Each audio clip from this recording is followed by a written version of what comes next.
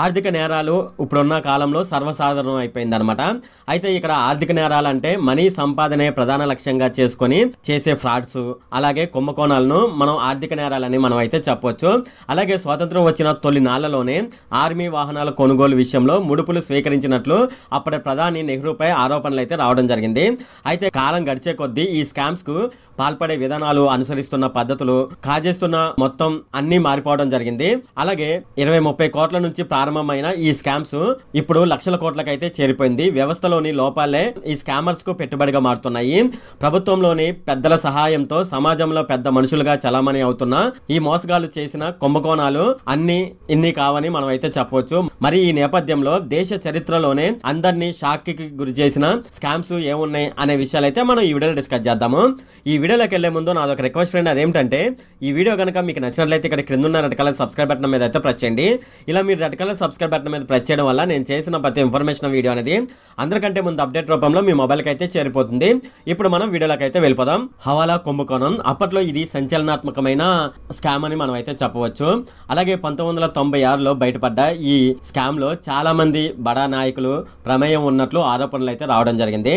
రాజకీయ నాయకులు, ఉన్నతాధికారులతో పాటు కాశ్మీర్లోని హిజ్బుల్ తీవ్రవాదులకు సైతం ఈ హవాలా రూపంలో డబ్బులు ముట్టాయని అప్పట్లో బీజేపీ అగ్రనేత అయిన ఎల్కే అద్వానీపై ఆరోపణలు అయితే రావడం జరిగింది. హర్షద్ మెహతా స్టాక్ మార్కెట్ కుంభకోణం అనమాట.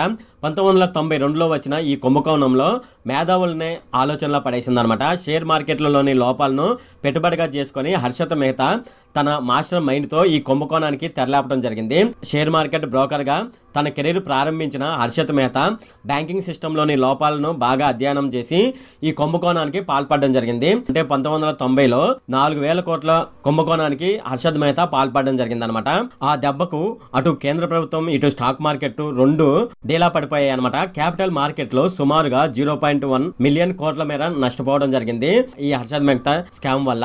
అలాగే ఆర్థిక విధానాలు అమలులోకి తీసుకువచ్చిన ఆర్థికవేత్తలే ఆత్మరక్షణలో పడిపోవడం జరిగింది. దాని తర్వాత హర్షద్ మెహతా ఎలా చేశాడో అలాగే కేతన్ పరేఖ్ అనే ఆయన 1000 కోట్ల కుంభకోణానికి పాల్పడడం జరిగింది అనమాట. సేమ్ హర్షద్ మెహతా ఎలా చేశాడో అతనికి కూడా అలాగే చేసి 1000 కోట్ల కుంభకోణానికి పాల్పడడం జరిగింది. సిఆర్ బన్సాలి కుంభకోణం మ్యూచువల్ ఫండ్స్ ద్వారా నగదు సేకరించి నకిలీ కంపెనీలో పెట్టుబడి పెట్టుతున్నట్లు చూపిస్తూ నకిలీ కంపెనీలు అయితే ఇతను సృష్టించడం జరిగింది అనమాట. ఈ సిఆర్ బన్సాలి 1995లోనే 1200 కుంభకోణానికి పాల్పడడం జరిగింది. 1993 నుంచి 1996 వరకు 3 ఏళ్ల కాలంలో ఏకంగా 133 నకిలీ కంపెనీలను అయితే సృష్టించడం జరిగింది అనమాట. అయితే ఈ విషయం ఎలా బయటపడిందంటే security exchange board of India ఈ విషయాన్ని పసిగట్టేసరికి జరగాల్సిన నష్టం అయితే జరిగిపోయింది అనమాట. సంజయ్ అగర్వాల్ కుంభకోణం అనమాట.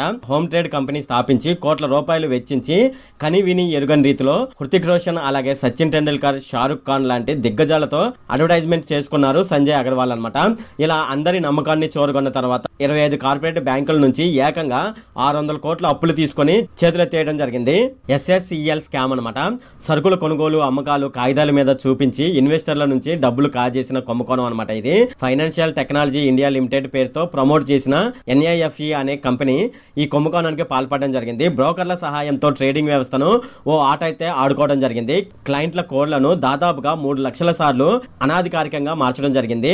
అత్యవసరమైనప్పుడు మాత్రమే మార్చాల్సిన ఈ కోడ్లను లక్షల సార్లు మార్చి లెక్కకు మించి లావాదేవీలు సృష్టించి డబ్బులు కాజేయడం జరిగింది.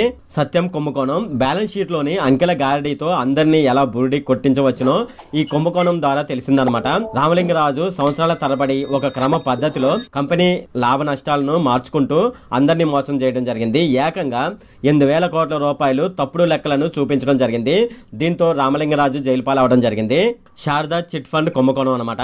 చిట్ ఫండ్ సంస్థను స్థాపించి ప్రజల నుంచి పెద్ద మొత్తంలో చిట్టీలు కట్టించుకొని శారదా చిట్ ఫండ్ సంస్థ చైర్మన్ సుదీప్తా సేన్ చేతులెత్తేయడం జరిగింది. పశ్చిమ బెంగాల్ మరియు ఒడిశా ప్రజలు భారీగా చిట్టీలు కట్టి మోసపోవడం జరిగింది. పలు మీడియా సంస్థలు రాజకీయ నాయకుల అండదండలతో సుమారుగా 4,000 కోట్ల రూపాయల వరకు డిపాజిట్లు సేకరించడం జరిగింది. దాని తర్వాత చేతులెత్తేయడం జరిగింది. Subrata Roy Sahara India power investor fraud case పేరుతో ఈ కుంభకోణం సంచలనమే సృష్టించిందనమాట. సెబీ నిబంధనలను బుట్టదాఖలు చేస్తూ సహారా హౌసింగ్ బ్రాండ్ పేరుతో బాండ్లను ఇవ్వడం ద్వారా ఏకంగా 24,000 కోట్ల రూపాయలను సేకరించడం జరిగింది. సుప్రీంకోర్టు జోక్యం చేసుకుంటే గానీ ఈ కుంభకోణం కుంభకోణం కేసు దర్యాప్తు అయితే ఎలాంటి పురోగతి లేదనమాట. చివరకు సుబ్రతో రాయ్ జైలు పాలవడం జరిగింది. స్టాంపు పేపర్ల కుంభకోణం అనమాట. ఎలాగైనా డబ్బులు సంపాదించాల్సిందే అనుకున్న వాళ్ళు ఎన్ని రకాల మార్గాలను ఎంచుకుంటున్నారో చెప్పేందుకు ఈ కుంభకోణమే సజీవ సాక్ష్యం అనమాట. కేంద్రం తన ప్రింటింగ్ ప్రెస్ లో స్టాంపులను అయితే ముద్రిస్తుంది. అయితే ఈ స్టాంపు పేపర్లను ముద్రించే యంత్రాలు పాతబడడంతో వాటిని తుక్కుకు అమ్మేయడం జరిగిందనమాట. ఈ యంత్రాలను ప్రభుత్వం నుంచి వేలంపాటలో కొనుక్కొని వాటి ద్వారా నకిలీ స్టాంపులను ముద్రించి ఏకంగా 12 రాష్ట్రాల్లో అమ్మివేయడం జరిగింది.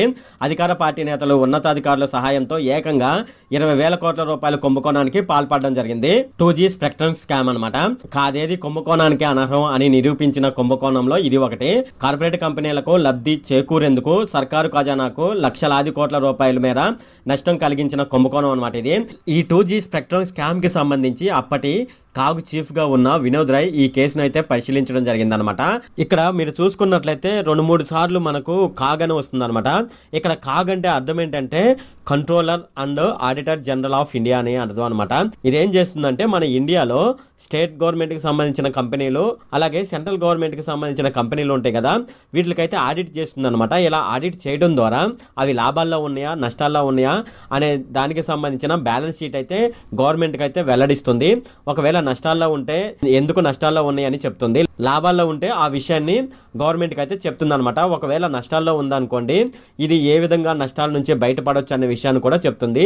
ఒకవేళ లాభాల్లో ఉన్నాయి అనుకోండి దాన్ని ఏ విధంగా అభివృద్ధి చేసుకొని ఇంకా డెవలప్మెంట్ చేయొచ్చు అని సెంట్రల్ గవర్నమెంట్ కి అయితే తెలియజేస్తుంది అనమాట. ఒకవేళ ఏదైనా సంస్థలో భారీగా స్కామ్స్ జరిగినాయి అనుకోండి దానికి సంబంధించి కూడా ఈ కాగ్ ఏం చేస్తుందంటే ఆ కంపెనీకి సంబంధించి అకౌంట్స్ అయితే చెక్ చేసి ఎక్కడ లోపం జరిగింది, ఎన్ని కోట్ల మేర నష్టం జరిగింది అనే విషయాన్ని కూడా గవర్నమెంట్ కి అయితే తుది నివేదిక అయితే ఇస్తుందన్నమాట. 2G స్పెక్ట్రమ్ కేసులో నిబంధనలకు విరుద్ధంగా లైసెన్సులు జారీ చేసి 1.76 లక్షల కోట్లు ప్రభుత్వానికి దీని వల్ల నష్టం జరిగిందని ఆ సమయంలో ఆయన చెప్పడం జరిగిందనమాట. ఆ సమయంలో 2G స్పెక్ట్రమ్ కేసు అనేది ప్రతిపక్ష పార్టీలైన బీజేపీ వాళ్ళకైతే ఇది ఆయుధంగా మారింది. 2G స్పెక్ట్రానికి సంబంధించిన లైసెన్సుల జారీలో కూడా అనేక అవకతవకలు జరిగినట్లు కాగ్ అయితే తన నివేదికలో వెల్లడించడం జరిగిందనమాట. 2010 నవంబర్ 16న కాగ్ తన నివేదికను అయితే వెల్లడించడం జరిగింది. మొబైల్ కంపెనీలకు ఫ్రీక్వెన్సీ కేటాయించేందుకు ఈ లైసెన్సులను జారీ చేసేందుకు ఉద్దేశించిందే ఈ 2G లైసెన్స్ అనమాట. అయితే 2G స్పెక్ట్రమ్ స్కామ్ లో లైసెన్స్ జారీ చేసే విషయంలో నిబంధనలకు విరుద్ధంగా వ్యవహరించారని సిబిఐ అయితే ఆరోపించింది. అయితే కొన్ని కంపెనీలు ఈ వేలంలో పాల్గొనకుండా అడ్డుపడ్డారని ప్రతిపక్ష పార్టీలు అయితే అప్పుడు ఆరోపించడం జరిగింది. అయితే ఈ ఆరోపణలను కాంగ్రెస్ ప్రభుత్వం అయితే తప్పుపట్టిందనమాట. నిబంధనల ప్రకారమే లైసెన్సులు జారీ చేయడం జరిగిందని కాంగ్రెస్ ప్రభుత్వం అయితే చెప్పడం జరిగింది. ట్రాయ్ నిబంధనలకు విరుద్ధంగా టెలికాం మంత్రిత్వ శాఖ వ్యవహరించిందని కాగ్ ఆరోపించడం జరిగింది. అంతేకాదు న్యాయశాఖ ఆర్థిక శాఖ నిబంధనలు కూడా టెలికాం మంత్రిత్వ శాఖ పట్టించుకోలేదని కాగ్ అభిప్రాయపడడం జరిగింది. అయితే ఈ కేసును విచారించిన సిబిఐ 80,000 పేజీల ఛార్జ్ షీట్ అయితే కోర్టుకు సమర్పించడం జరిగింది. అయితే ప్రాసిక్యూషన్ ఈ ఆరోపణలను రుజువు చేయలేకపోయింది. 2012 ఫిబ్రవరిలో సుప్రీంకోర్టులో దాఖలైన పిల్పై సుప్రీంకోర్టు అయితే తుది తీర్పు ఇవ్వడం జరిగిందనమాట. రాజ్యాంగానికి విరుద్ధంగా 2G స్పెక్ట్రమ్ లైసెన్సులు జారీ అయ్యాయని ఆ కేసులో సుప్రీంకోర్టు అయితే అభిప్రాయపడింది. అంతేకాదు 122 లైసెన్సులను రద్దు చేస్తూ సుప్రీంకోర్టు ఆదేశాలు అయితే జారీ చేయడం జరిగింది. ఈ లైసెన్సులను టెలికాం మంత్రి అయిన రాజా 2008లోనే ఈ లైసెన్సులను జారీ చేయడం జరిగిందని పేర్కొనడం జరిగింది. అంతేకాదు యునైటెడ్ వైర్లెస్ అలాగే స్వాన్ టెలికాం కంపెనీలకు 5 కోట్ల రూపాయల జరిమానా కూడా విధించడం జరిగింది.